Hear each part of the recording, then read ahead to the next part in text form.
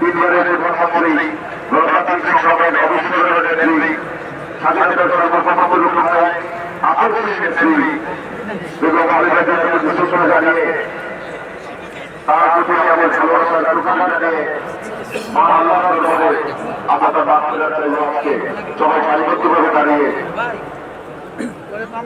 জানাজা নামাজের মাধ্যমে এবং বিভিন্ন কমিশনের জন্যও জায়গা ব্যবস্থা করা হয়েছে।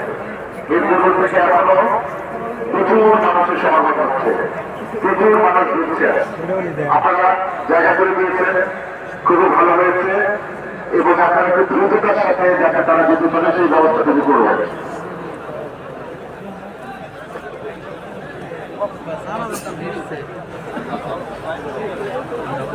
মিশা যাবে।